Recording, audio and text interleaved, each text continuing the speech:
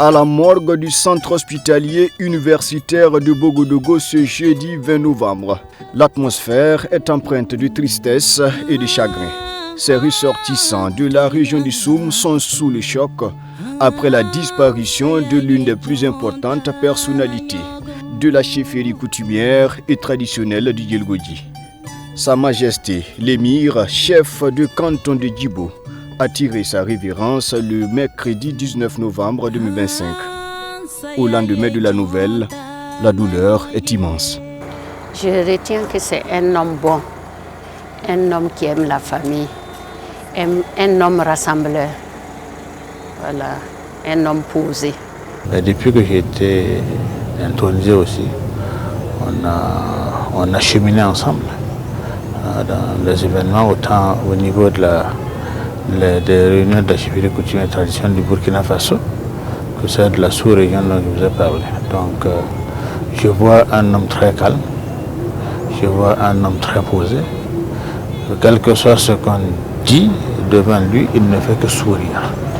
C'est ça. Je ne l'ai jamais entendu dire telle chose de telle personne.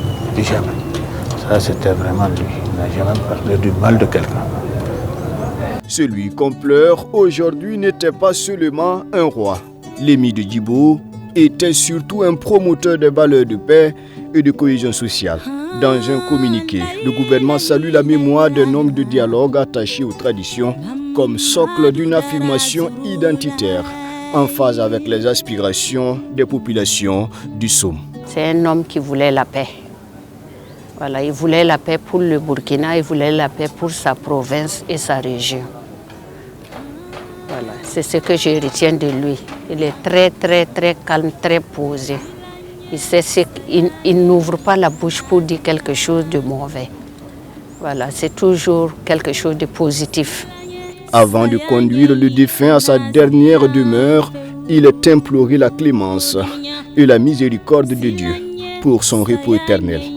Après la prière funéraire, direction Djibo, terre natale du regretté, située à plus de 200 km de Ouagadougou. Et c'est ici, au palais royal dans le quartier Hong Kong de la ville, que repose désormais l'homme de paix, de dialogue et de culture. Il est inhumé aux côtés de ses défunts pères et grands-pères, comme le veut la tradition.